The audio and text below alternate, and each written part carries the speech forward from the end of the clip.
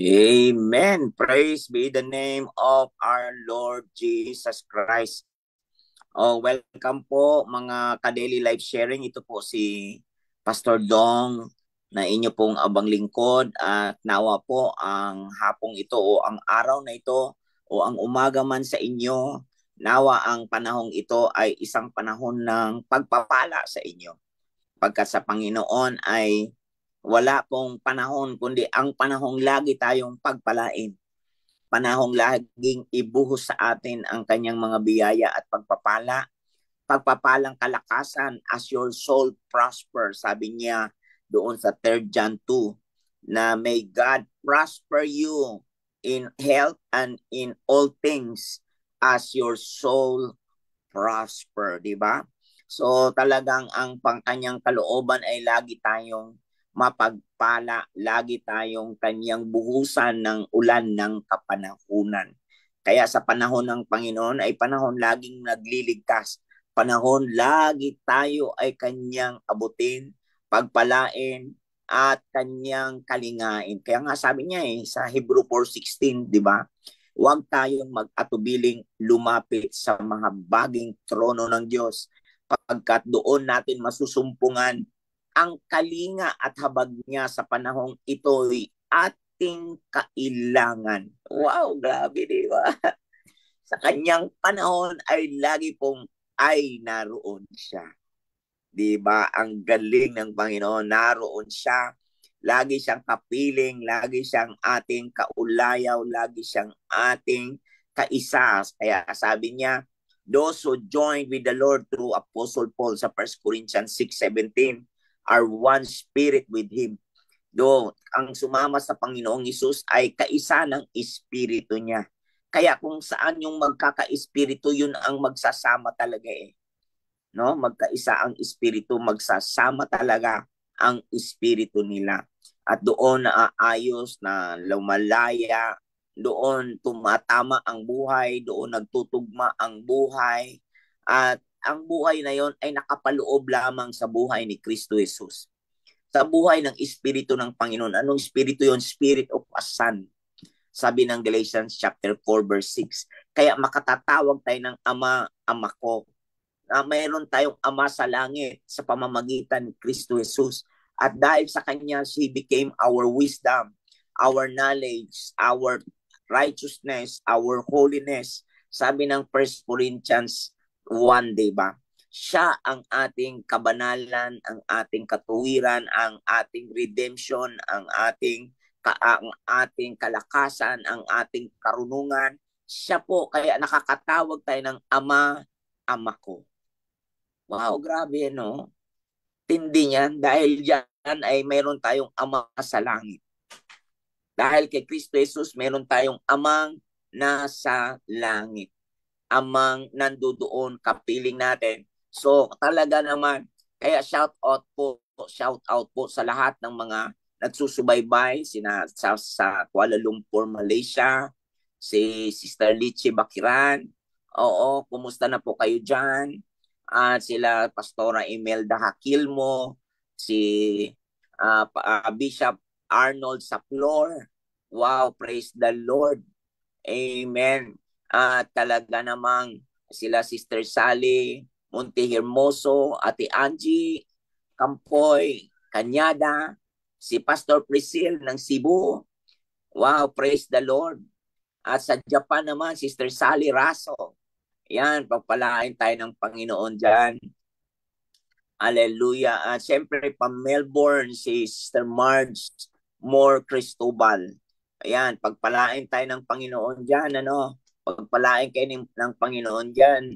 At syempre, yung mga taga-Hawaii, pagpalain kayo ng Lord dyan. At sila, Sister, diyon sa Cebu din naman, Sister Mylene. Ayan, Mylene Pajarillo, pagpalain tayo ng Panginoon. At nawa ang buhos ng Panginoon at maging sa Canada ay nandoon Sister Marian John Nacionales. At syempre sa mga taga Isabela, pagpalain tayong lahat ng Panginoon dyan. Hallelujah. Mula din sa Amerika, Sister Jel. Anak, pamangkin, kumusta ka na dyan? At syempre, si Bishop Bien Arquero ng Isabela. Hallelujah. At sa dami na ninyo, at si Pastor Dapen Jose. Hallelujah. Kaya parami at madami naman na talaga. At talaga naman, at syempre, anak, Pastor Tess Bacos, kumusta ka na dyan? Sa Indang. At pagpalain tayong lahat, kayong mang di kumabati, pagpalain tayong lahat ng Panginoon dyan. Saan man kayo naroon ay nawa ang mabuting balita ay makarating sa inyong mga puso. Makarinig sa inyo, marinig ng inyong mga tainga. Kasi kung nasaan naroon ang mabuting balita, naroon din ang mabuting buhay, naroon din ang masaganang buhay, nandoon din ang kalayaan ng buhay. Totoo to, nako. Maniwala ka lang. Kaya nga sabi ng Mark 9, di ba? If you can believe, all things are possible.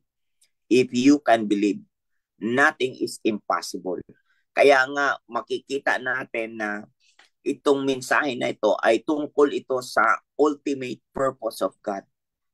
God's ultimate purpose. Ito yung mensahe ko nung Sunday. At kaya kung makikita niyo po na kung inyong makikita ito sa inyo, sa perspective ng Panginoon, sa pananaw ng Panginoon, meron ang Diyos para sa atin, panalo ka. Hindi sa pananaw na sinasabi ng mga taong nakapaligid sa atin, ng mga sitwasyon na nangyayari sa ating paligid, kundi paano tayo nagiging atmosphere changer sa isang paligid na hindi mo maintindihan kung anong nangyayari. Kaya tayo po ang atmosphere changer. Kagaya ni Joseph, maaaring pangit man ang nangyari sa paligid, na ihulog siya, pero hindi po katapusan yung naibenta siya, hindi po may nangyari sa pamilya niya, hindi po katapusan lahat yon sa buhay niya. Ano ang nangyari bandang huli? Sabi niya ay talagang ako ay pinangyari ito parang lahat tayo ay meron pong kapupuntahan na maganda. Kaya nga po, God's ultimate purpose. We need to know, we need to learn to major the major. We need to learn to major the major. We need to learn how to put things, yung mga bagay na importante, ano ang top priority natin. I-define natin ano ang ating top priority. I-define natin yung ano yung gusto talagang gawin ng Panginoon sa atin. I-define natin yan. Kasi otherwise, ang mangyayari sa atin ay lagi na lang tayo mananatili doon sa pansamantala. Minsan yung pansamantala ay nagiging pansamantagal. Pansin niyo po ba yon? Yung pansamantala ay naging pansamantagal.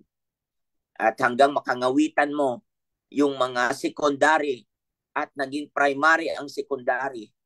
At yung mga primary ay hindi po nagiging top priority. Doon tayo sa nagdi-depreciate minsan. Ayaw natin doon sa nag-a-appreciate. Ayaw natin doon sa pangmatagalan. Kasi nangawit tayo doon sa pansamantala. Huwag tayong papayag, mga kapatid, mga kaibigan, mga ka-DLS. Doon lang tayo sa secondary. No, huwag tayong papayag. We must learn to major the major. Do not major the minor. Define your top priority. Kailangan ma-define natin ang top priority. Alam mo bakit? Kasi ang Diyos din naman nagbigay sa atin ng mensahe na ang ating top priority ay atin pong makita kagaya ng kanyang inuna sa lahat ng dapat mauna. Ano po yun? Sabi ng 1 John 3:8, he who sins is of the devil. O, di ba? He who sins is of the devil. For the devil has sinners from the beginning. For this purpose, mula pa sa simula, ang kasalanan ay talagang gawain na ng diablo yan. Ang kasalanan, gawain niya na. Sa John 8:44, di ba? Ang kasalanan ay likas niya ng magsinungaling. Kaya tinawag siyang ama ng kasinungalingan. Kalikasan niya na. ang magkasala. Kalikasan niya na nature niya ang kadiliman. Kalikasan niya ang mabuhay sa dilim. Kaya pag hindi niya nagawa ang mga bagay na madidilim, mga bagay na kalikuan, hindi siya masaya. Hindi siya masaya. May mga taong ang kasamaan doon sila masayang gumawa ng masama. At kapag hindi nila magawa ang masama, hindi sila maligaya. Hindi sila fulfilled gumawa. Kasi hindi sila sanay gumawa ng mabuti. Kaya si Jesus dumating. For this purpose, the Son of God was manifested, that He might destroy the works of the devil. Works, gawa ng kaaway ay kanyang mawasak. Dahil sa diyan ang purpose ni Lord. Dahil diyan ang purpose ni Lord. Dahil sa liko na buhay. May mga tao talaga na pumapayag. May mga taong tumanggap, pinayagan nila yan. Kaya hindi nila makita-kita ang kanilang sarili at hindi sila feeling fulfilled. Kasi, bakit? Kasi hindi nila alam kung ano ang major na galing sa Diyos. Ano ang minor, ano ang primary, ano ang secondary.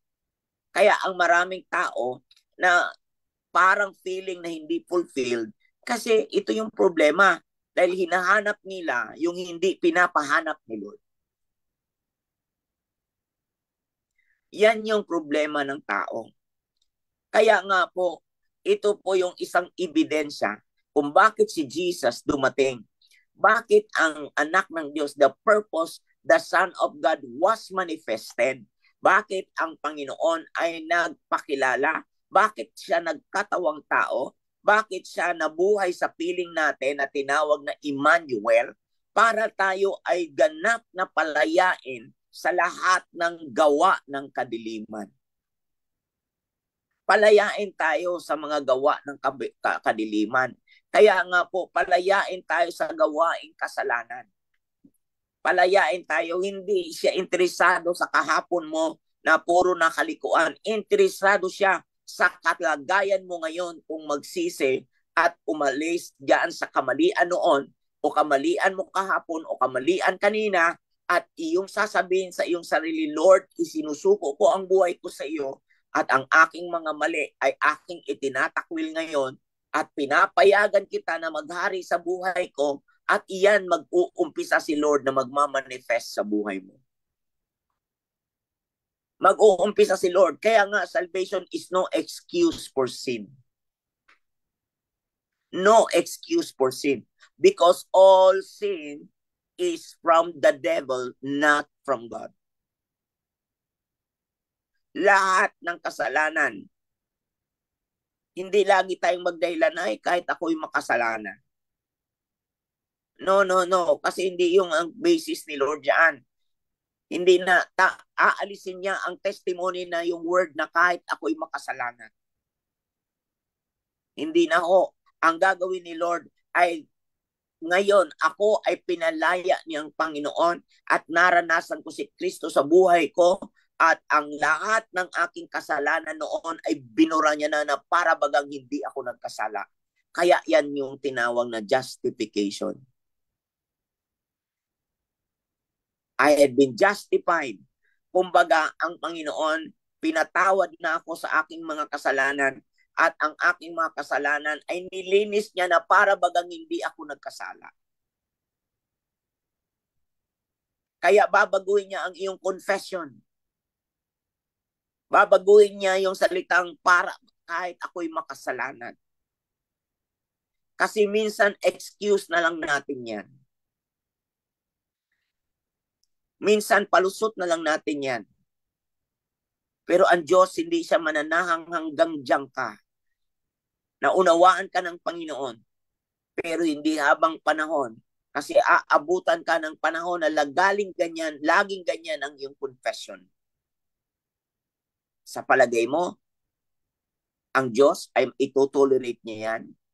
Kasi mayroong salitang panahon ito ng mercy. Panahon ng kahabagan ngayon. Pero mayroon pong panahon ng judgment. Mayroon pong panahon. Ngayon siya ay tawag sa kanya the Lamb of God, na naintindihan tayo. Pero darating ang Panginoon ay lulutang ang salitang Lion of Judah, na kapag hindi po natin isinasamantala ang panahong inilagay sa atin ngayon.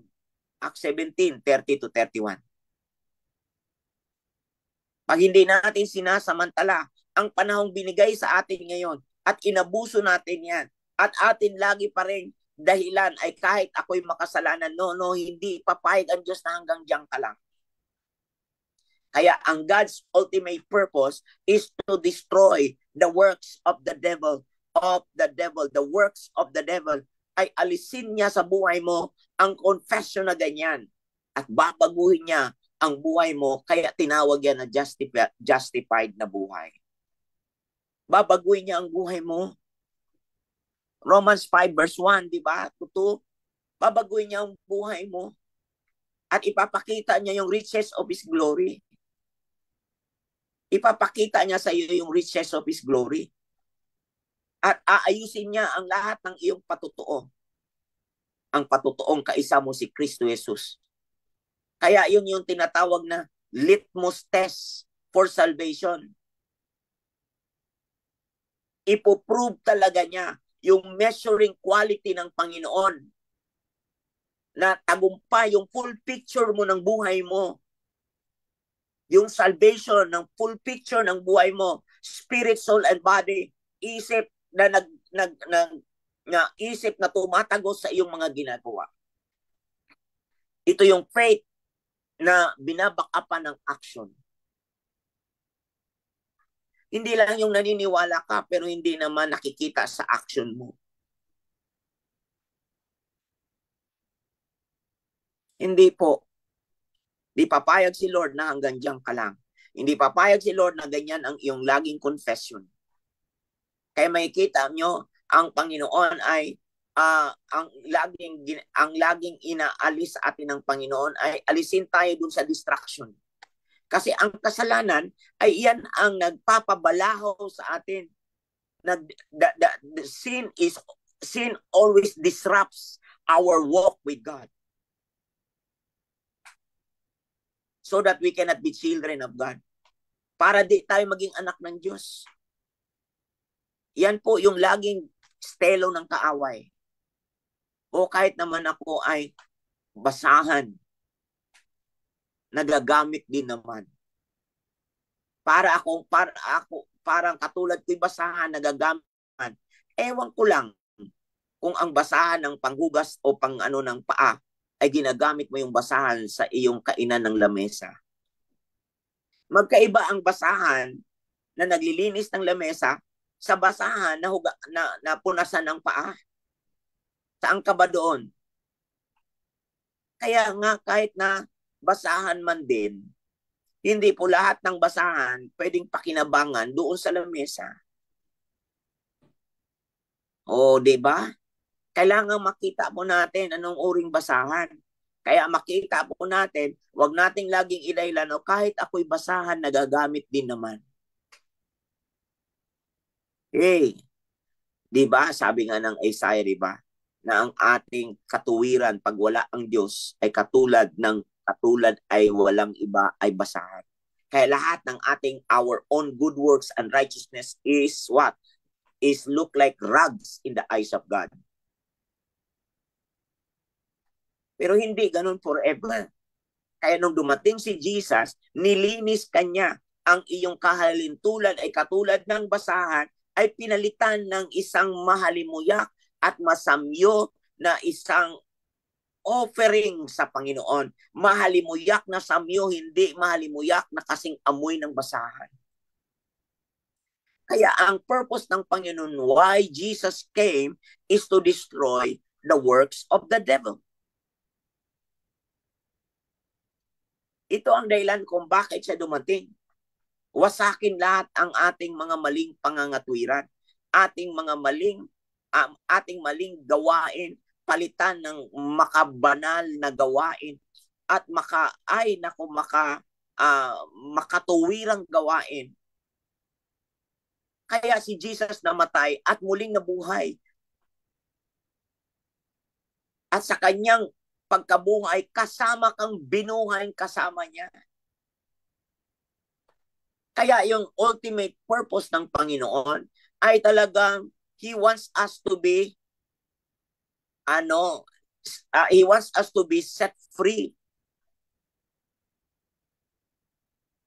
Yan ang gusto ng Panginoon, palayain ka sa kasalanan. He don't want you to be slave to sin.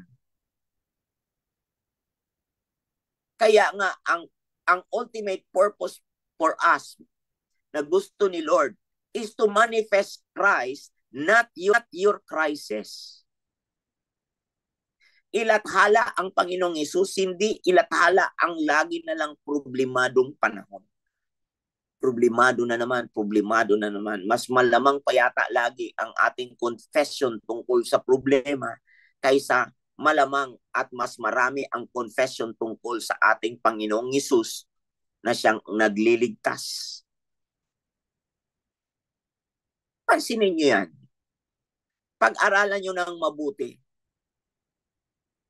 Ang ultimate purpose for us by God, ang gusto ng Panginoon sa atin na maranasan natin ay walang iba kundi ang kaniyang ma-manifest sa atin, ma-duplicate, ma-represent natin ang Christ-like character, not our crisis. Ma-duplicate natin ang buhay ng Panginoong Hesus na dumadaloy sa buhay natin ang kanyang espiritu. Ang espiritu ng pagiging anak.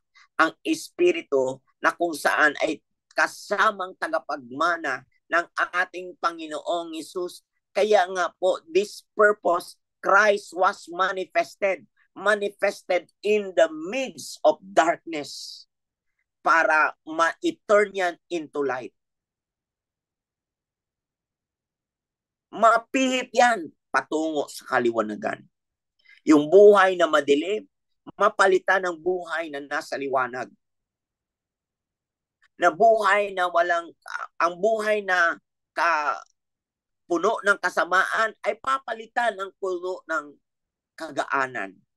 Yung kabigatan, papalitan niya ng kagaanan. Yung kaguluhan, papalitan niya ng kapayapaan. Yung kalungkutan, papalitan niya ng kagalakan.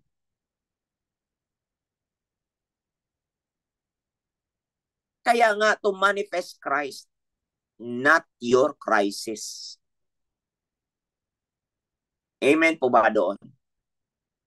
Kaya yung purpose ng Panginoon is the Word of God. Ang purpose ng Panginoon is the original intention of God for us to act. Yan po yung purpose. An original intention of God for us to act. Kaya nga, original intention, yan yung let us make a man in our own spirit, according to our spirit. Kaya nga, we are one spirit with Him. We are one spirit with Christ. Kaya nga tinawag yan, Christ in me, the hope of glory. Colossians 1:27. Christ in me, the hope of glory.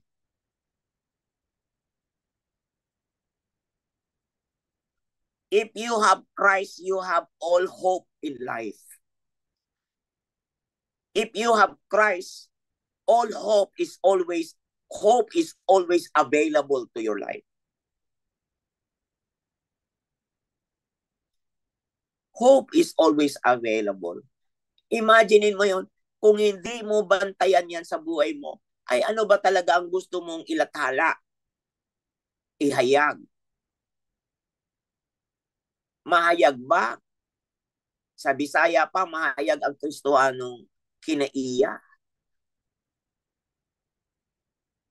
Gusto mo bang mahayag ang makalangit na ugali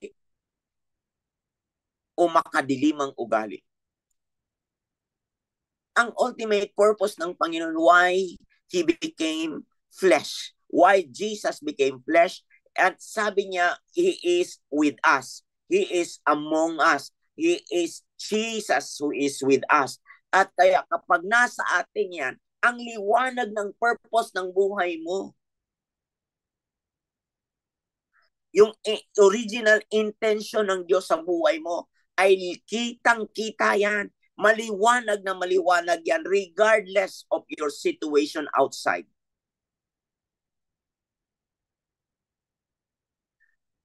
Kitang-kita yan. Hindi natin kailangan laging patunayan yan. Ang kailangan lang i-display lang ang Panginoong Hesus kusa at makikita nila ang katunayan. Makikita nila ang Panginoong Hesus kusa sa buhay mo. Nagiging living proof ang buhay mo.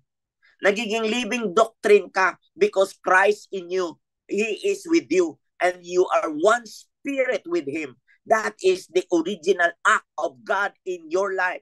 Original intention for you to act.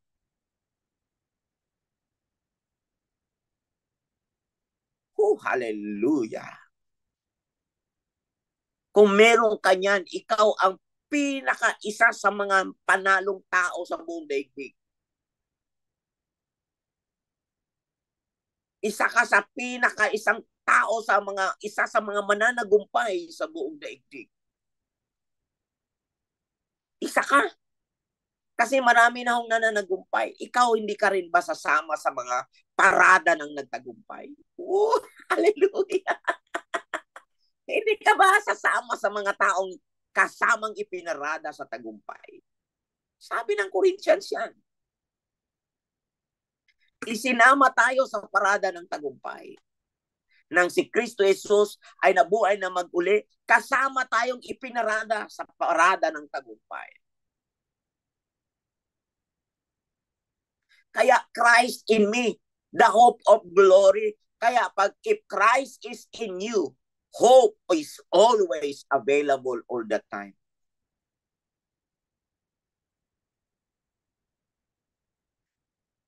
Grabe to. Ikaw kaya ang mamimili niyan. Nasa sayo lahat ang choices. Ito ang matindi, hindi hawak ng Diyos ang iyong pamimili. Ikaw may hawak niyan. Kaya wag mong isisi sa iba, bakit ka ganyan? Ba't nagkaganyan ang buhay mo? Wag mong isisi sa nanay mo, sa tatay mo. Wag mong isisi kahit kanino. May kinalaman ka, bakit ganyan ang takbo ng buhay mo? Kasi ang inaalok ng Diyos sa iyo ay isama ka sa parada ng tagumpay to manifest Christ, not your crisis. Grabe, di ba? Ang malathala si Kristo Jesus, hindi ang malathala ang problema mo na lang all the time. Do not confess your problem all the time kasi confession is possession. Pag lagi mong kinukumpisal ang problema mo, hahawakan ka ng problema mo. Pero pag lagi mong kinukumpisal ang kalooban ng Diyos, kabutihan ng Diyos, katapatan ng Diyos, ang kanyang kabutihan, ang kanyang kapangyarihan, ay talagang hahawakan ka na ang buhay mo ay maging makapangyarihan. Grabe, Christ in me, the hope of glory. Hindi crisis in me, the hope of glory. Kaya nga po, mga kaabangers, kaya po, mga ka-daily life sharing, alam mo, kaya tinawag ito daily life sharing. Yung day-to-day mo na buhay na kaisa ni Kristo, na yung liwanag na yun, nakaisa ni Kristo na nasa sayo, kitang-kita ng biyanan mo, kitang-kita ng manugang mo, kitang-kita ng iyong mga apo, kitang-kita ng asawa mo, kitang-kita ng mga taong nakapaligid sa iyo na ikaw nga ay lingkod ng liwanag. Hindi ka lingkod ng aandap-andap na liwanag. Hindi ka patay-sindi. Hindi yung may problema ka, patay. Pag walang problema, sindi. Hindi ka lingkod ng patay-sindi, kundi ikaw ay laging katulad ng stars. Stars, part of the stars generation. Ang stars generation, ano ba ang liwanag ng stars? Sila ay sa gitna ng dilim. Sila ang pinaka-guide GPS ng mga manlalakbay noon. Wala pa namang GPS noon. Pero ang kanilang indicator o kanilang guide ay star. Ang star ay nagniningning sa gitna ng gabi o sa dilim. Ganyan ang iyong buhay. You are one of the stars generation. Lagi kang magniningning sa lahat, sabi ni Pastora Tess Bacos. Lagi kang liwanag sa lahat. Sa larangan ng pagbibigay, hindi ka liwanag sa karamutan. Ikaw ay lingkod ng pagiging generous. Huwag kang maging number one sa karamutan. Paano ngayon nila makita ang liwanag di nila makita ang pagiging generous mo. Yan yun to manifest Christ, not your crisis. Hindi yung lagi kang walang pera, mawawalan ka talaga. ay, hallelujah. Ay, nako. Hindi yung lagi kang walang pera, wala na lang. Pero pagdating sa iba, galanti ka naman. Hindi yung lagi wala kang pera. Pero sa mga wala namang kwenta, galanti ka. Grabe, no? Kaya nga, pakinggan nyo itong mabuti. God's ultimate purpose for us is to manifest Christ, not your crisis. That is the ultimate purpose of God. Di siya papayag na ang Kristong ito ay mawaglit segundo sa buhay mo. Kaya nga, those who join with Him are one spirit with Christ. You are one with Him. And that spirit is the spirit to lift you up. That spirit is to raise you up in the midst of situation, hard situation, in the midst of whatever situation that is full of darkness, ay dadaling ka ng Panginoon, i-raise up ka niya at dadaling ka niya doon sa lugar ng kaliwanagan. Kaya nga po, yung purpose is finding meaningfulness and value of what you are doing. Yan po yung purpose, ay yung makita mo ang meaning, makita mo yung value mo, makita mo yung buhay mo na kaisa ang Diyos. Kaisa ng mga taong naliwanagan. At kaisa ka rin ng mga tao para ikaw ay magiging liwanag sa gitna ng nadimlan.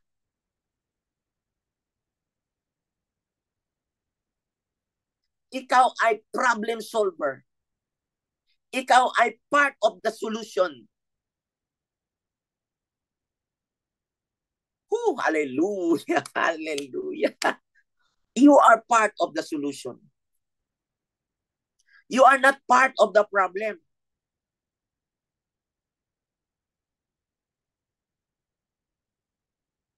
Hindi ka parte ng problema. Hindi ka lingkod ng problema. Lingkod ka ng solusyon. Kaya nga to manifest Christ, that is ultimate purpose of God. This is how the Son of God manifested. This is the purpose of God manifested to destroy the works of the devil. At ikaw po yun, magiging lingkod ka ng liwanag. Magiging ang purpose ng Panginoon, must serve ang liwanag sa gitna ng dilim.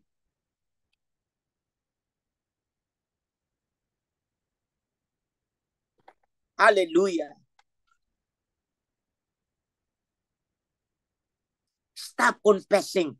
Stop confessing ng problema mo. Yes, totoo naman din, problem is real. But God also is real.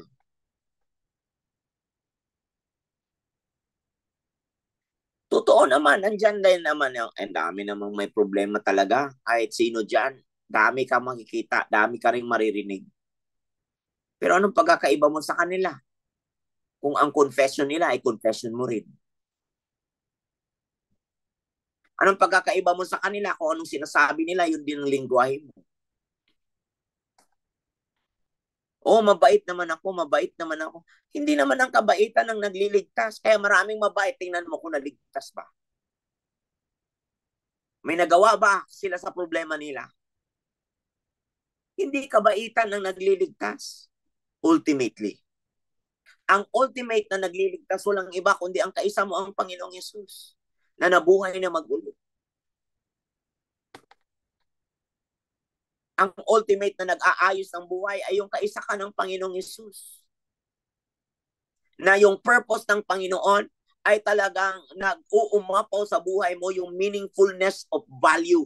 Meaningfulness of value. Yung value mo, I am what I am because of what God said. Because of the grace of God. Ako'y ako dahil sa grasyang mayaman ni Lord sa buhay ko na nag-uumapaw.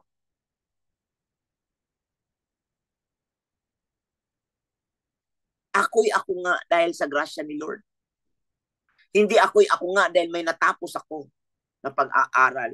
Ang dami nang tapos dyan, pero ang hindi naman din ang buhay, ang lungkot.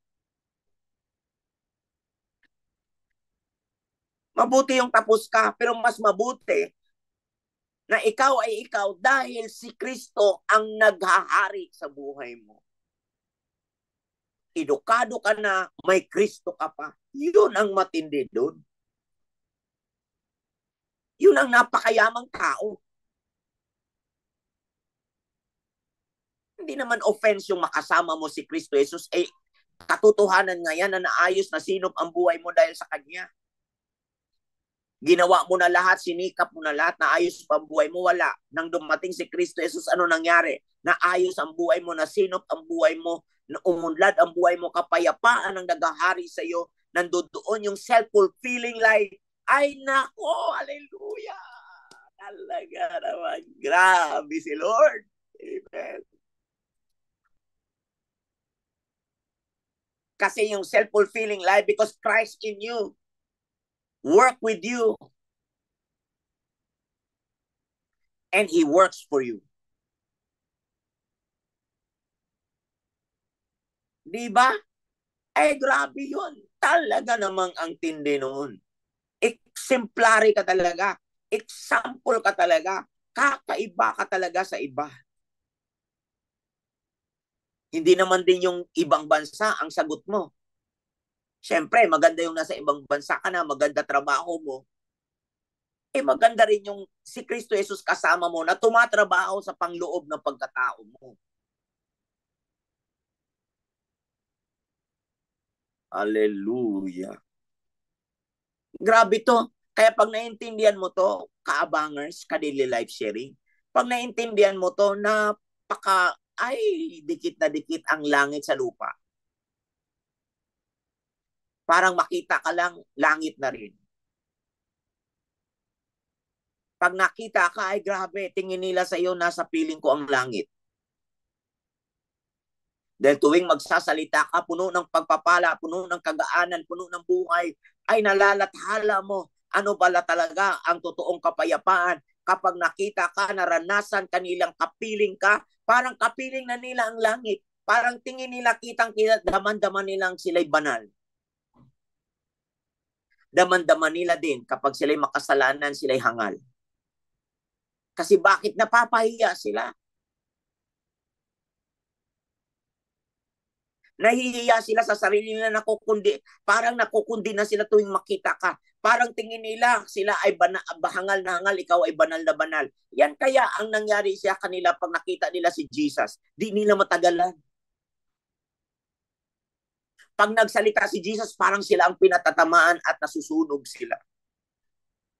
Sa mga tao naman na willing na mag-ayos at willing magpaayos, pag nakita ka, naaayos talaga sila. Sa mga tao namang ayaw magpaayos, pag nakikita ka, parang ikaw ay kontrabida sa buhay nila. Pero wala ka pa namang sinasabi. Pero tuwing makita ka lang, parang tinatamaan. Parang panahon ni Stephen sa Acts 7. Nagsasalita si Stephen, tinatakpan nila ang tainga nila, pinipikit nila ang mata nila, ayaw nilang marinig at makita si Stephen. Hindi sila makatagal. Si Esteban, hindi sila makatagal. Kaya ang ginawa nila, binato na lang nila hanggang mamatay. Dahil bakit? Kitang-kita nila yung langit nagmamanifest sa lupa. Kitang-kita talaga nila, naranasan pa nila, Parang sa feeling nila, kaya to be in the spirit is to be in heaven. Kaya kasi bakit ng panahong yaon sa Acts chapter 7 verse 47 to the following hanggang 57, alam niyo po ba hanggang 50 something, alam niyo nung makita nila si Stephen, di nila matagalan si Stephen, sapagkat bakit ang tingin nila para sila ang tinatamaan, parang masama sila, kundinado sila, di sila makatagal, tinatakpan nila ang kanilang mata, pinipikit, tinatakpan ang kanilang tainga sa sobrang taas ng presence ng Diyos sa lupa, ay talagang binato nila hanggang mamatay. Di ka magtaka bakit ang daming bumabato sa'yo ng di maganda. Dalawa lang naman ang binabato, yung gumagawa ka ng masama o gumagawa ka ng mabuti.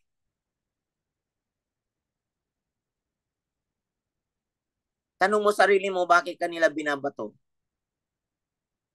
Baka may dahilan, bakit kanila batuin? Talagang may dahilan. Anong dahilan? Yan, alamin mo yan. Yung purpose, alamin mo yan.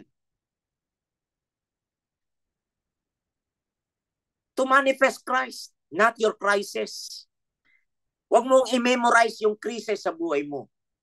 Dahil may Kristong tapat na kayang ayusin yung crisis mo. Kayang lutasin ang crisis mo. Alam mo ang problema dito, attitude eh. Pag hindi mo na pabago, hindi ka pumayag na magpabago ng ugali mo, kahit si Kristo nandyan, walang magagawa kahit nasa church ka pa.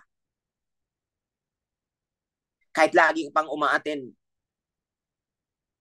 Pag ayaw mong magpaayos, magpasino, di talaga garantiya na kasama mo pa ang mga kasama sa gawain ng Diyos.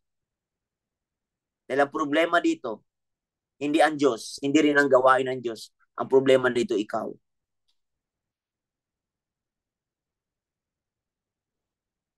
Kaya bantayan mo yan. Ang purpose, God's ultimate purpose for us is to manifest Christ, not your crisis. Kaya nga, for this reason, Christ is manifested to destroy the works of the devil. To destroy the works of the devil. Ang devil dito, alam mo kung anong sabi ng Bible? May people destroyed. Hosea 4:6. My people destroyed because lack of knowledge. Una, lack of knowledge. Second, they reject knowledge. Ayaw nilang marinig si Stephen. Ayaw din nilang makita si Stephen. Habang nagsasalita si Stephen, tinakpan nilang kanilang mata, pinikit nilang kanilang mata, tinakpan nilang kanilang tainga.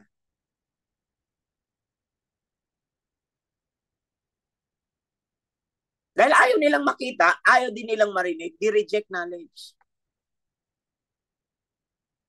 Kaya sinasabi ng Panginoong Yesus sa kanila, I reject you, I refuse to recognize you as my priest, as my servant.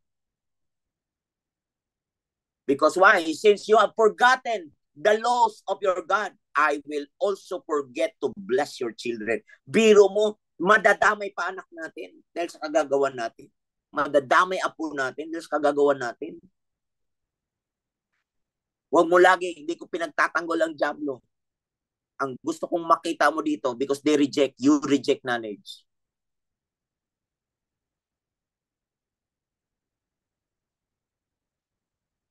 My people destroyed because they don't know me. Sabi ng Panginoon, ay nako, lack of knowledge, they don't know me. Kaya maging ang Panginoon sinasabi, ay tinatanggihan ko rin kayo. Ang matindi, I will forget also to bless your children. Ayan ang malupit. Pati anak damay. Hindi sana kasama yan. Pero nakasama dahil sa ating kagagawan. Lord, patawarin mo kaming mga magulang. Wag mo pong idamay ang aming mga apo, mga anak. O Lord, patawarin mo po kami.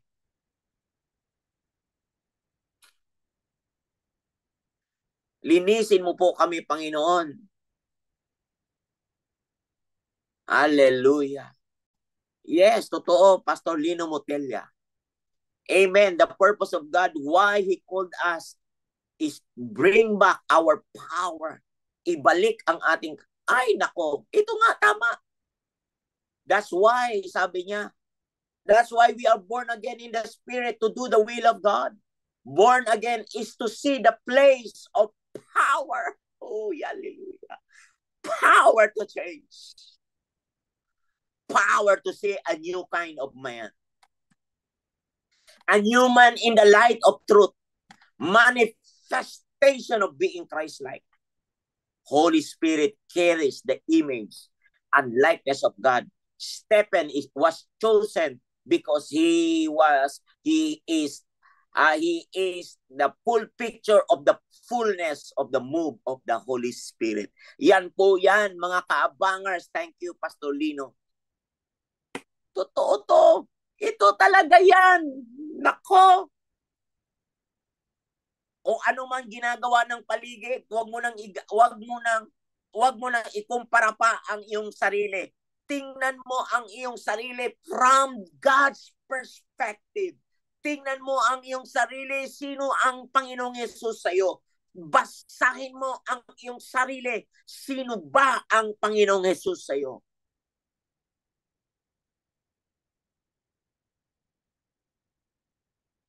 Basahin mo ang iyong sarili. I am what I am because of the grace of God. My people destroyed because lack of knowledge. Ang pagkapahamak ng tao, hindi lang lahat gawain ng dyablo. Ang pagkapahamak ng tao dahil ignorante tayo. At bakit tayo ignorante? Dahil ni-reject natin siya. At doon nang imasok ang dyablo sa kawalan natin ng kaalaman. At ito matindi, masakit ito. Damay ang mga apo mo. Kasi nag-aalam-alaman tayo. Inilalagay natin ang Diyos sa ating context. Hindi tayo ang lumagay sa lugar na context ni Lord.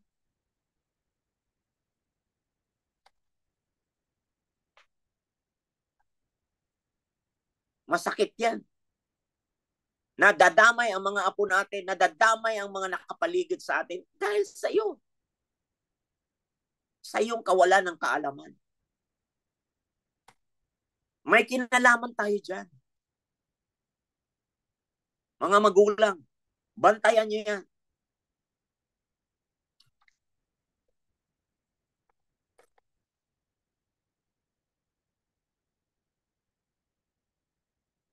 Paano mo ba nakikita yan from God's perspective? Paano mo ba nababasa yan? Mula sa salita ng Diyos. Paano mo ma-define yan mula sa salita ng Diyos? Hindi sa salita ng tao. Salita ng tao, naglalaho yan. Salita ng tao, pansamantala yan. Pero salita ng Diyos, pang matagalan yan. Yan yung top priority. Yan yung major.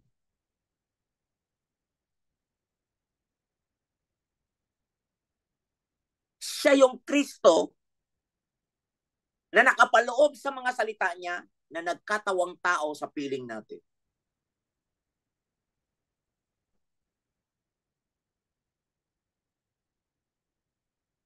Paano mo na-define yan?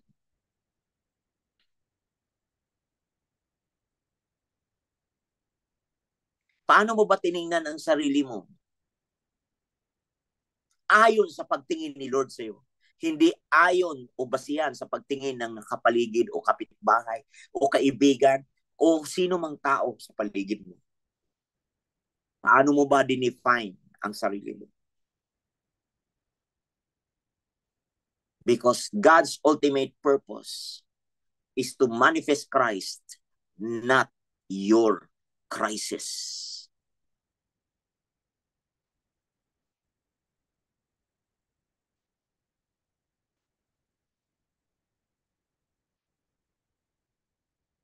Tingnan niyo yan. Hindi to yung wala kang pera o may pera ka. Hindi to yung wala kang pinag-aralan o may pinag-aralan ka. Hindi ito yung wala kang bahay o may bahay ka. Hindi yan ang issue. The biggest issue, yung purpose. Bakit si Kristo ang dapat malathala natin? Maihayag natin.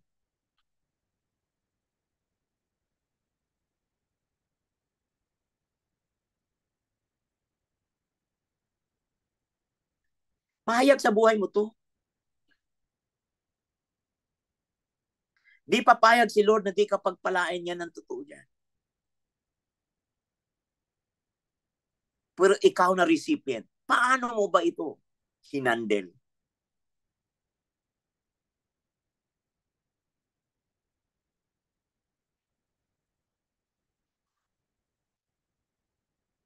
Paano mo ba ito nalatag?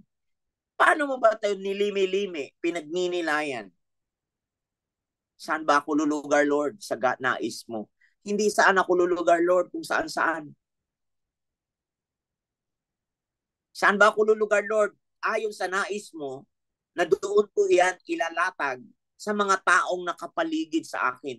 Gaano pa kaliwanag sa buhay ko ang purpose mo?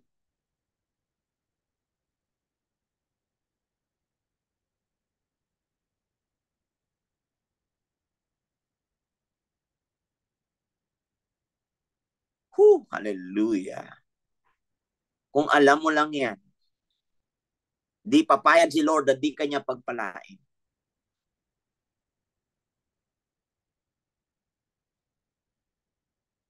Kaya ang meaning ng purpose is living out what you carry.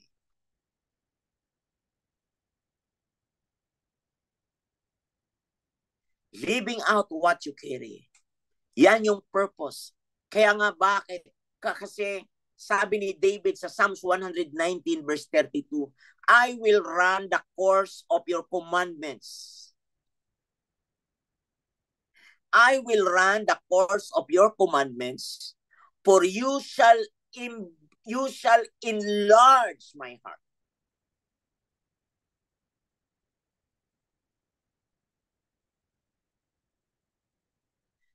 Ito yung as recipient. Ito yung lugar na kung saan gustong panahanan ni Lord. Gustong buhusan ni Lord ng ulan ng kapanahunan. Gustong pagpalain ni Lord. Pero yung capacity to receive is not enough.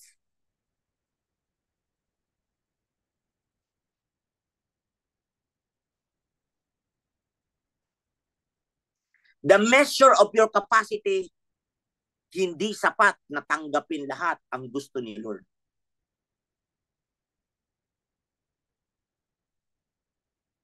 Kaya kinakapos yung iyong sisidlan. Kaya kailangan, sabi ni David, I will run the course of your commandments. Ako ay patakbo at talagang patakbong hahabulin ko ang iyong kalooban, ang iyong mga salita, sapagkat you shall enlarge my heart. Ang mga pangyayari sa buhay ay hindi po yan para maging katalunan mo. Ang mga pangyayari sa buhay hindi para mabigo ka. Ang mga pangyayari sa buhay na mga di maganda ay hindi upang matalo ka o mabigo ka, kundi ang lahat ng pangyayari sa buhay ay pinahintulot para ma-enlarge, mapalawak ang iyong puso at capacity, mapalawak ang iyong container, mapalaki ang iyong sisidlan to receive.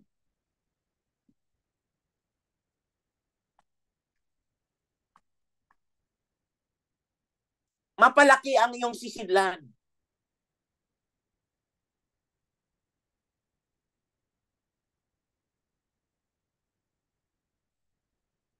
Paano pa tayo nakalugar sa tamang lugar? Sabi ni Pastor Walter dito, each one of us should know how to properly position ourselves in front of God. Sa harap ng Diyos, paano natin ipinosisyon? Paano tayo lumugar sa kalugaran na dapat doon tayo makasalo? Doon sa tapat ng ulan, Sa tapat na kung saan binuhos ang ulan, minsan ang ulan binuhos sa iba hindi sa iyo.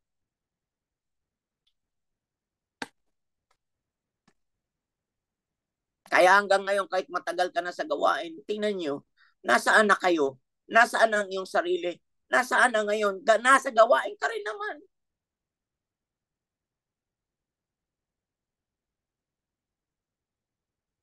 Bakit nagkaganon ang buhay mo?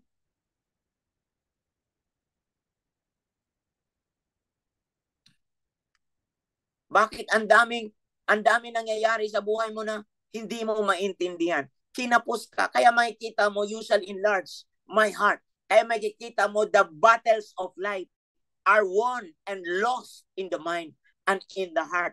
Ang labanan sa buhay ay napapagwagian at natatalo simula mula sa isip at mula sa puso. Nandoon nagsimula lahat ang pagkatalo at panalo.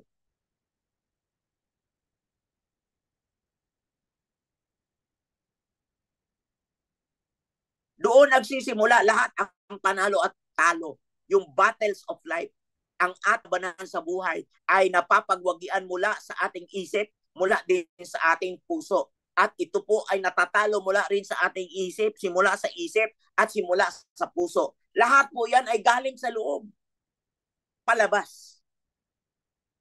Kaya lahat ng victory sa labas ay galing yan, naging victory sa loob. Kaya lahat ng panalo ay galing sa loob, nag-uumpisa.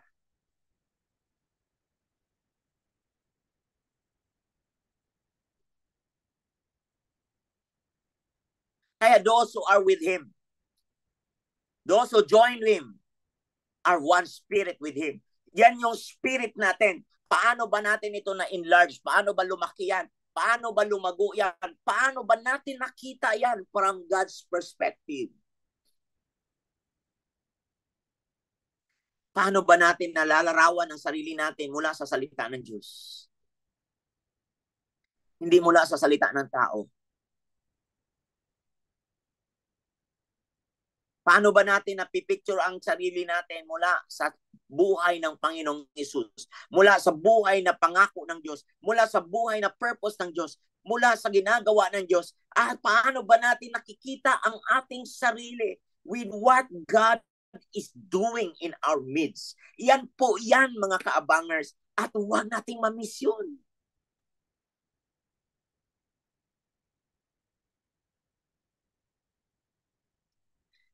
Yan talaga ang sabi ng Romans 8:29, to be conformed to the image of His Son. At makakonforme tayo sa espiritu na meron ng Panginoong Hesus. Maikonforme ang buhay natin. Hindi maikonforme sa sinasabi ng social media. Hindi maikonforme sa sinasabi ng mga kapaligid mo. Hindi makukonforme ang sinasabi ng kapitbahay mo. Hindi maikonforme ang iyong sarili sa sinasabi ng mga kaibigan mo. Kundi maikonforme, makonform ang buhay mo ayon sa espiritu ng pagiging anak ng Diyos. Nakalarawan ng kaisa ni Kristo Jesus. Yan po yung righteousness na yan. Yan po yung wisdom na yan. Yan po yung holiness na yan.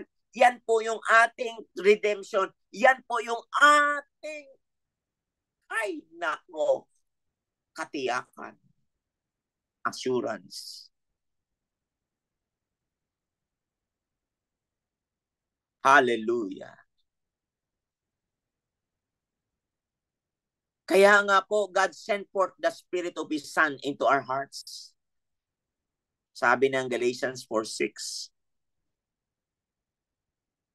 God sent forth the Spirit of His Son into our hearts, into our spirit. Yung spirit mo at yung spirit ni Kristo Jesus at ang spirit mo, kamukhang kamukha, kaisang kaisa. At kung anong merong sukat ng Panginoong Jesus na sukat ng kapasidad to handle situation, yan din yung sukat na meron ka to handle your situation, to handle your battle.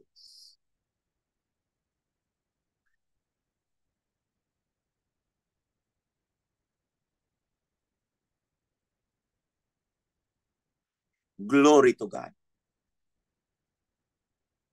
Hallelujah. Kaya sabi niya doon sa babaeng Samaritana, sa John chapter 4, kung alam mo lang kung sino itong humihingi sa iyo ng tubig mula sa balon na ito, maaring ikaw ang hihingi sa kanya at bibigyan kanya naman ng tubig na nagbibigay buhay. Kung alam mo lang kung sino ang humihingi sa iyo. Ganyan din yan sa atin hanggang ngayon. Kung alam mo lang, sinasabi ng Panginoong Hesus sa iyo, kung alam mo lang kung sino itong Kristo namatay at muling nabuhay para sa iyo. Hindi ka sana maging ganyan forever. Kung alam mo lang, kung alam mo lang, kung alam mo lang. Sabi rin niya ni Jacob sa Genesis 28. Di ba? Nung nakita niya yung hagdanan na dumidikit sa lupa at langit, na nagkukonekta sa langit at sa lupa. Alam niyo po ba? Sabi ni Jacob, truly, this place is an awesome place. I did not know it. Alam niyo po yung word, I did not know it. Kung alam mo lang. Kung alam mo lang.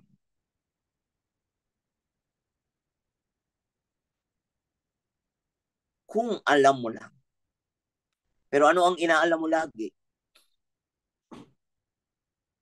Ano ang inaalam mo? Saan ka interesado? Saan nakakonekta ang interest mo? Ano ang major mo? Ano ang minor mo? Ano ang primary mo? Anong secondary mo? Puro external. Bakit? Nasaan yung internal? Internal beauty. Nasaan yung internal beauty na yan? Nasaan yung value mo? Alam mo ang value, yung internal, yun yung pangloob. Yun yung hidden person of the heart. Sabi ng 1 Peter 3:4, yun yung hidden person of the heart with the incorruptible beauty of a gentle and quiet spirit, which is very, very precious in the sight of God. Ito po yung napakahalaga sa harapan ng Diyos. Hidden person of the heart. Yung pagkataong panloob na siyang pinakaunang-una, primary at napaka-importante sa harapan ng Diyos.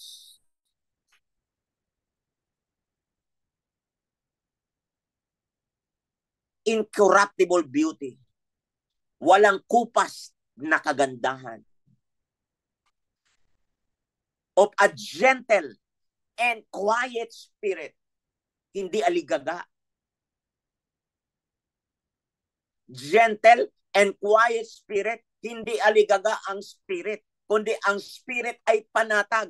Ang spirit ay buong buo. Ang spirit ay puno ng kapasidad to handle things. To handle the battle. Yan yung ultimate purpose ni Lord sa iyo.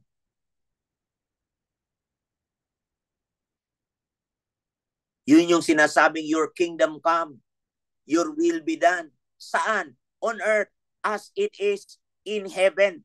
On earth as it is in heaven. Yun yung pinaka-ultimate purpose ng Panginoon, na yung ma-display, ma-duplicate mo, ma-represent mo ang buhay ni Kristo Jesus dito sa lupa katulad ng sa langit. Ito po yung primary, ito po yung major, ito po yung hinahanap ng Diyos sa atin, na kung saan hindi po yung kawalan, hindi po yun, hindi po yun, hindi po yun. Kundi bigyan ka ng creativity, bigyan ka ng wisdom, bigyan ka ng understanding, bigyan ka ng knowledge to handle things. Bigyan ka lahat niya. Yan yung binigay niya kay Solomon sa 1 Kings chapter 3. Binigyan siya ng karunungan, kaalaman at kaunawaan, at ang sabi ng Diyos sa kanya ay kahit yung hindi mo hiningi ay ibibigay ko sa iyo. Who all these things shall be added unto you.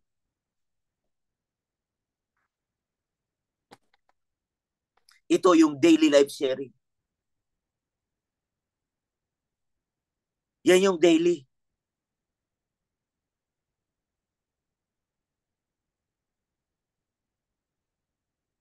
Paano mo ba yan? Hindi ko ni sinasabing perfect ka. Ang pinag-uusapan dito, consistent ka. Permanent. Hindi patay-sindi.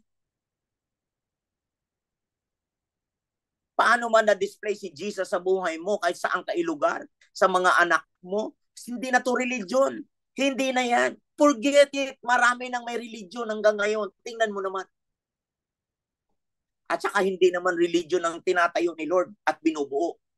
Kaharian niya dito sa lupa, katulad ng sa langit. Yung pagharian kanya at yung spirito ng anak ay mananagana sa buhay mo.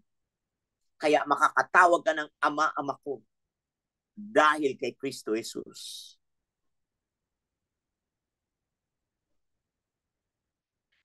Sobrang panalo mo talaga, kapatid.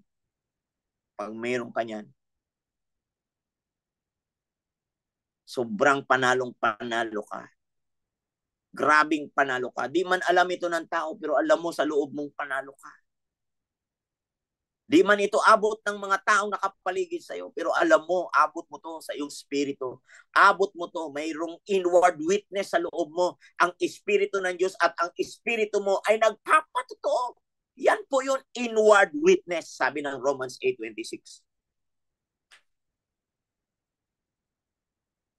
Ikaw yan at ang Diyos. Alam mo ba yon? Yun yung vertical mo. Yun yung ikaw at ang Diyos. Para sa mga nakapaligid sa iyo, yun yung horizontal. Kaya panalong-panalo ka. Hallelujah. O diba? Panalong-panalo ka. Ikaw ay panalo dahil kay Kristo Jesus. Panalong-panalo ka. Kaya makikita mo, success and failure starts from the heart. It is an attitude away. Success and failure starts from the heart. It is an attitude away. Alam niyo po ba, ang success, ang tagumpay at pagkabigo, ang tagumpay at pagkakamali ay laging nag-uumpisa sa puso at ang pagitan niyaan ay ugali lang. Ugali. Ang pagitan niyan ay ugali. Paano ba tayo nakikita ang ugaling langit? Paano ba nakikita natin yan? Ugaling langit na kaakit-akit. Paano ba natin nadidisplay yan? Hindi ito po yung pag-isolate dahil self-sustaining ka. Hindi po itong, hindi ko na kayo kailangan dahil meron na ako. Kaya ko na kahit wala kayo. Hindi yan ang pinag-uusapan. Isang araw, pag humiwalay ka at ikaw ay isolated, hindi mo na mamalayan. Para kang sanga na humiwalay sa puno.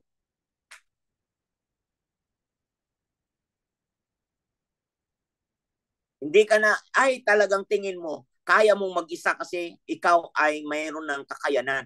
Ikaw ay meron na at ang iyong basihan na ang iyong sariling di mo na sila kailangan kasi meron ka na. No, no, no. I-rewind mo to sa iyong sarili. Ito ay i-replay mo ito. Makikita mo ang iyong sarili at nawa ipakita ng Diyos ito sa iyo.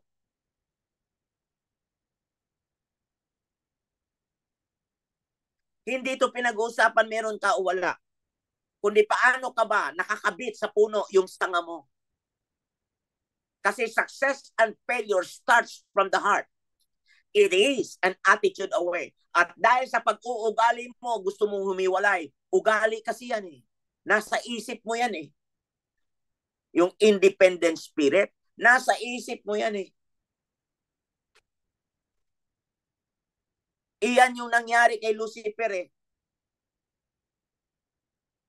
Nasa Ezekiel 28 yan. Ang nangyari kay Lucifer, at dahil sa kanyang beauty, dahil sa kanyang created beauty, at ang sabi niya, until iniquity ay nandoon sa puso niya na parang kaya niyang mabuhay na wala ang Diyos. Na naglalang sa kanya. At minsan din natin namamalayan, ang ating puso ay naapektuhan ng ganyan dahil binasa natin, binasihan natin ang ating sarili dahil sa ating naabot at ating narating. At ang tingin natin, self-sustaining ka na at kaya mo nang mabuhay nang wala ka at di mo namamalayan. Akala mo tao ang iyong hiniwalayan at nilayuan, di mo alam. Di mo namamalayan.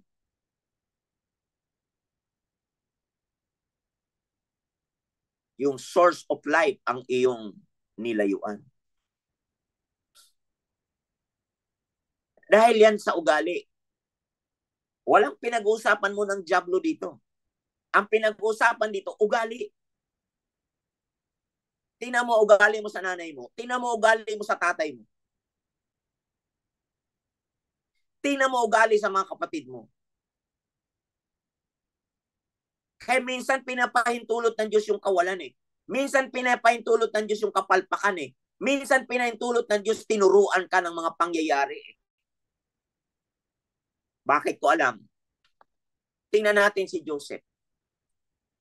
Alam niyo ba si Joseph? Yung mga kapatid niya, di ba ano nangyari sa kanya? Ni-reject siya.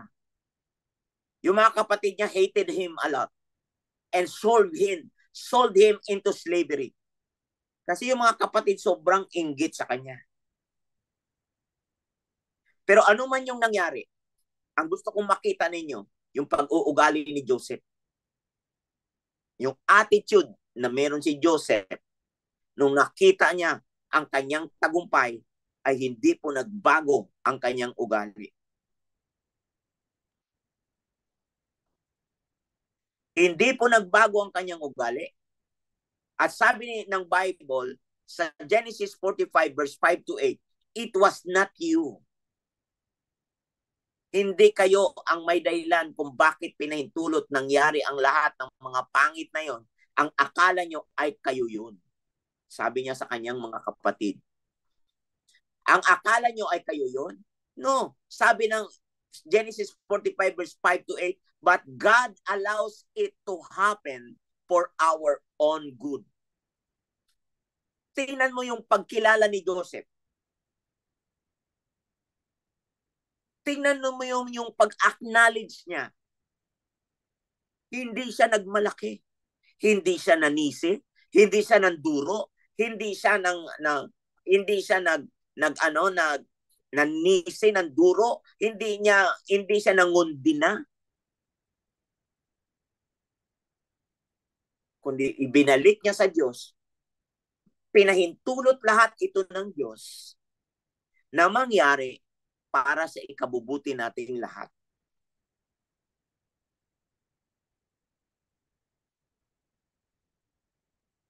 Di ba? Ang galing. Limi-limiin mo yan. Kaya nga success and failure starts in our heart. Kaya nga the heart of the problem is the problem of the heart. Ang pinakarurok ng problema ay problema ng puso. Pinakaugat ng problema ay puso at ang puso ang pinanggagalingan ng problema. Kaya makikita nyo po na yung external na yan, magmamanifest yung ugali mo na yan, magmamanifest yan sa mga pangyayari at sa ginhawa at sa mga pangit na pangyayari, lulutang ang totoong ugali.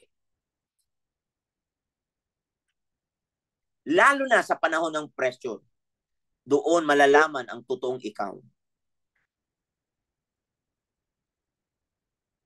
At sa panahon din ng ginhawa, malalaman din ang sukat kung sino ka. Ganyan yan, katotoong totoo. Ganyan yan, kaliwanag. Ganyan yan gustong ipakita ng Diyos sa atin. Kapag meron ka na o wala ka, malalaman ang totoong ikaw. Oo. Katotohanan po yan. Malalaman mo kung sino ang gusto mong maluwalhati. Malalaman mo kung sino ang gusto mong madakila. Malalaman mo kung sino ka at puro magiging self-centered ba yan o Christ-centered ang buhay mo. Doon mo malalaman ano ka. Kaya sa lahat ng bagay, marami kang makikita. Hanggat hindi yan ipinapakita ni Lord sa mga pangyayari, hindi mo malalaman sino ka. Kasi ang alam mo lang ngayon ay yung ginagawa mo na mabuti, mabait, yan lang. May mali ba doon? Wala. Malalaman mo kung sino ka, kung ano yung meron ka at ano yung wala ka. Malalaman mo ang kung sino ka, kung may pressure ka na, malalaman mo ang ugali mo kung sino ka. Kaya makikita mo ngayon, ano ba talaga ang iyong katakbuhan? Ano ba ang kapatunguhan nito? Kaya nga ang puno at ang sanga ay di dapat yan maghiwalay. Kasi ang nakakatakot yan, kapag magkaroon na ang tao, ay nagiging self-sustaining siya, ay humihiwalay siya sa giging self-dependent na siya. At parang tingin niya, hindi niya na kailangan ang iba. Si Joseph, hindi yan ang ginawa. Sabi ni Joseph sa Genesis 50 verse 20, you thought evil against me. You thought evil against me. Wala kayong ibang iniisip kundi masama ang maging masama ang mangyari sa akin. Pero ang sabi ni Joseph, but God meant it for good. Maay talaga. Pero ang Diyos binaliktad lahat ito. Ipinakita niya ang mabuti rito para sa atin. Sa ikabubuti nito para sa atin in order to bring it about as it is that day. It is this day to save many people alive. Iligtas ang maraming tao at mabuhay sa piling ng Diyos. Hallelujah. Oh, hallelujah. Glory to Jesus. Oh, hallelujah. Kaya sabi ni Bishop Joy Lapitan, amen, go, go, go. Tama yan.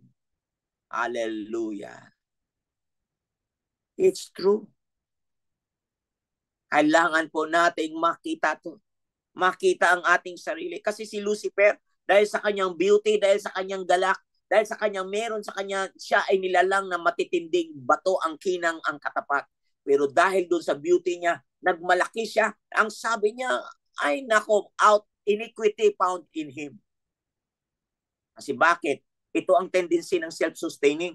Parang kaya ko na at di ko na kayo kailangan. Nakakatakot. Kaya minsan, kung hindi tayo matuto sa ginhawa, tuturuan tayo ng Diyos sa kahirapan. Para makita mo lang ang sarili mo kung sino ka. Bakit? Yan ang ultimate purpose ng Lord, just to see who really you are. At for you also to see the purpose of God through you. Diba? Yan naman talaga yan. May pera ka o wala, makikita talaga ano ang meron kang purpose. Madidefine mo talaga saan ka na nakalugar. Di ba yan yung tamang pananaw? Huwag mong tingnan ang sarili mo kung anong nasa kamay mo. Tingnan mo ang sarili mo kung sino ba si Kristo Jesus sa iyo. Sino ba ang Diyos sa iyo? Sino ba? Ano ba ang purpose na nilagay ng Diyos sa buhay mo? Sa panahong meron ka at sa panahong wala ka.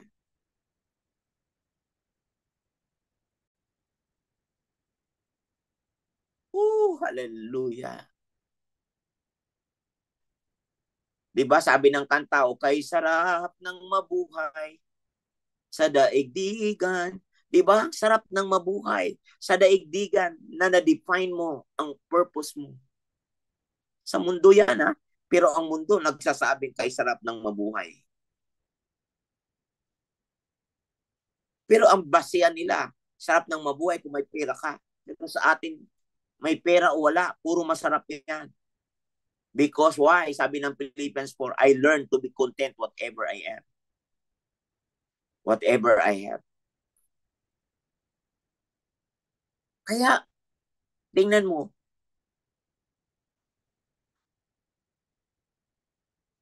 ano na ang iyong katayuan ngayon? Think about it.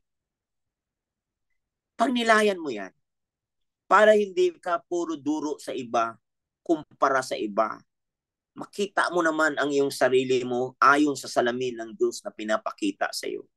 Masalamin mo ang iyong sarili, Lord. Ang salamin ko'y ikaw. Ang gusto kong makita ay ang mukhang kamukha mo. ang mukhang kapiling mo, ang mukha ang espiritong kaisa mo, ang mukha na kung saan ang kapayapaang meron ka ay kapayapaan ko, ang mukha ng salitang kapahingahang meron ka siyang kapahingahan ko, ang mukha na kung saan na meron kayong kasaganaan, na meron ka sagana the riches of your glory, the riches na yung pangako mo. Ang sabi ng 2 Peter ay yung grace and peace be multiplied in your life. Hallelujah. Diba? Yan po yan. Mapilay ka, ubuo ang katawan mo, it doesn't matter. Mapilay ka, it doesn't matter. Buo ang katawan mo, ay hindi rin it doesn't matter. Praise God.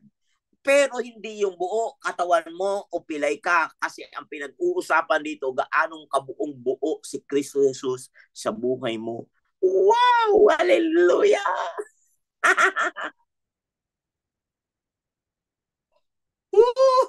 Panalo na. Ganyan na ganyan ang ganyang katayuan. Ganyan na ganyan dapat ang ating pamantayan sa buhay. Ganyan dapat ang ating hallelujah. Nire-replika natin. Ang liwanag meron si Kristo Jesus. Di man natin matutunan ngayon, habulin mo yan ngayon. Pagnilayan mo yan ngayon.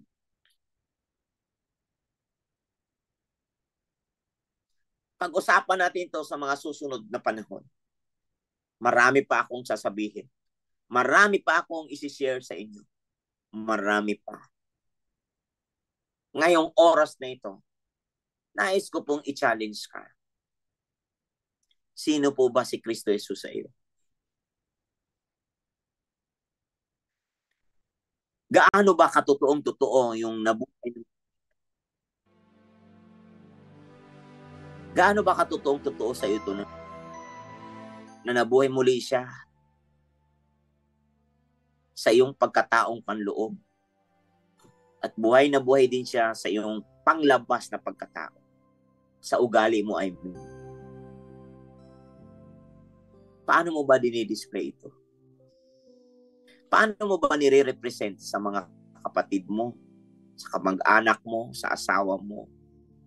Hindi ko sinasabing hindi ka na nagkakamali.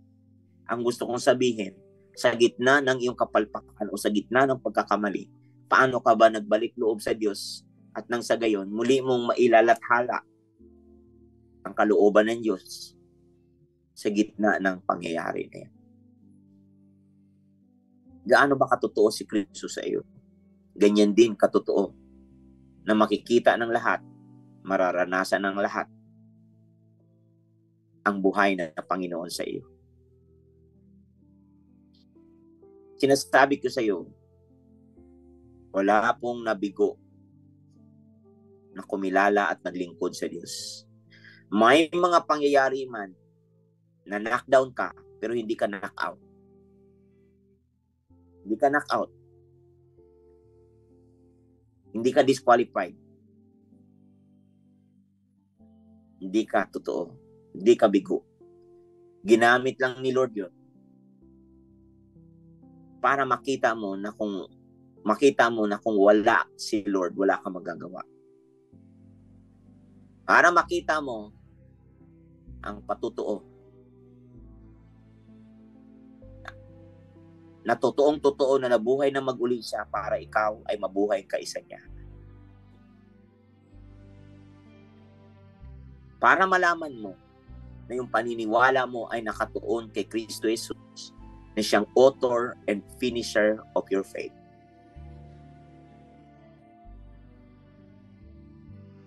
Salamat sa Diyos sa mga mensaheng ito na nagsasabi sa iyo, anak, ika'y aking minamahal kahit sino ka man. Pangako ko'y di ka iiwanan ni pababayaan man.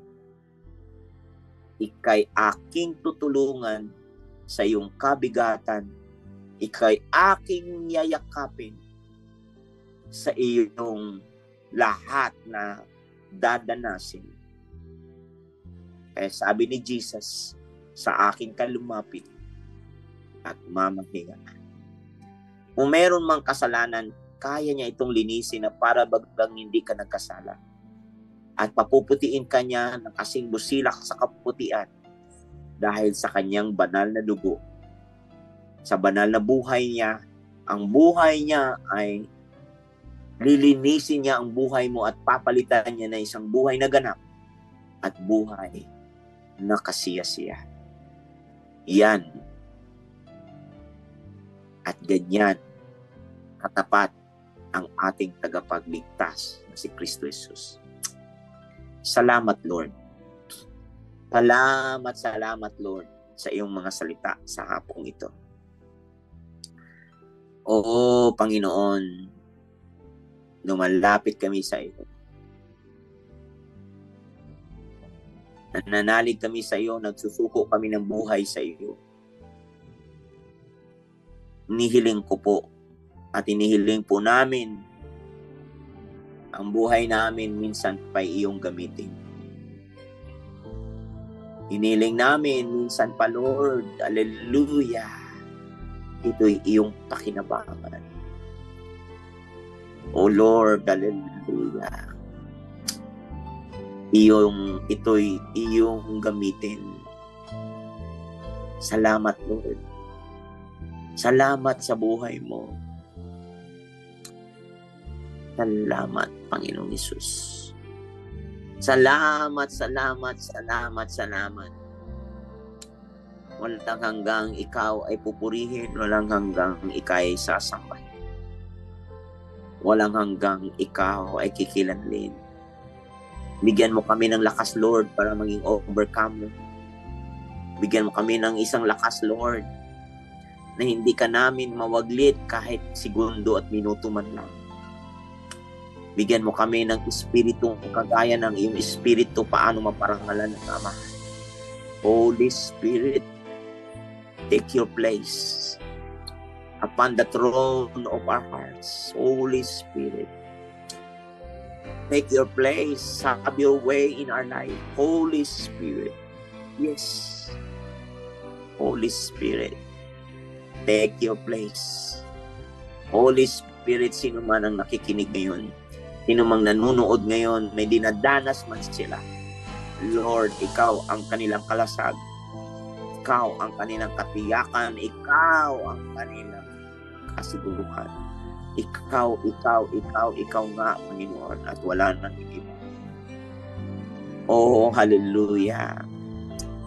Wala nang iba sa puso ko, isipan. Diba, Lord?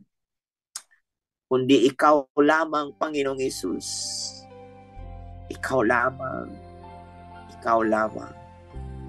Panginoon, mangyari po ang iyong kalooban sa aming pamilya. Mangyari po ang iyong puso at kalooban sa aming mga kamag-anak. Maligtas po sila, magpakilala ka sa kanila. Maranasan kanila, Panginoon. Makilala ka ng lahat, Panginoon. O Panginoong Hesus. Oh, hallelujah, Panginoong Hesus. Oh, hallelujah. Panginoon, dakila katapat. Panginoon, wala nang iba. Ikaw lamang. Ikaw lamang, O Diyos. Pagarian mo ang bawat isa sa amin, ng mga nanonood, nakikinig, pagarian mo ang bawat isa sa amin. Linisin mong ganap ang bawat isa sa amin. Lord, pagpalain mo ang aming bansang Pilipinas. Pagpalain mo ang aming bansang Pilipinas. Pagpalain mo ang aming mga kapatid sa abroad. Pagpalain mo ang aming mga kapatid sa ibang bansa. Mga kapatiran ng iba't ibang bansa. Lord, ang buong simbahan mo sa buong mundo. Pagpalain mo, Panginoong Hesus, maranasan ka naming lahat. Mahayag ka sa buhay sa aming lahat. Lord, maraming buhay ang maliligtas. Maraming buhay ang makakilala sa iyo. O Lord, yung mga ibang nadidimlan, Lord, dumating ka sa buhay nila. Oh God, hallelujah, dumating ka sa mga buhay nilang lahat.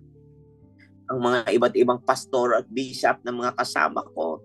Lord, magpakilala ka sa buhay nila upang makilala ka ng lahat at maipakilala ka sa lahat. Salamat, Lord Jesus. Salamat, salamat, salamat. Salamat, Holy Spirit. Salamat, Holy Spirit. Salamat, salamat, Holy Spirit, in Jesus' name. Everybody say, Amen and Amen. Oh, hallelujah, mga kaabangers, mga kapatid. O sino mang mga nandiyan dyan, pagpalain kayo ng Panginoon. Alam ko na na-bless kayo, napagpala kayo. Alam ko at naniniwala ako na maraming magagandang ginagawa si Lord sa buhay niyo. At wag po nating tigilang patuloy na i-like at i-share itong ating mensahe, ating daily life sharing. Ipakilala sa lahat ng tao, maranasan nila ang naranasan nyo, matikman nila ang natikman nyo, mapakinabangan nila ang napakinabangan nyo, at pagpalain tayong lahat, mga kaabangers, at samahan ng Panginoon. At salamat sa inyong pong time, salamat sa inyong pakikinig, salamat sa Diyos sa mga buhay nyo. Purihin ang Diyos sa inyong mga buhay at sa ating mga buhay lahat. Pagpalain tayong lahat ng Panginoon sa ngalan ng Ama, ng Anak at ng Espiritu Santo. Amen at Amen.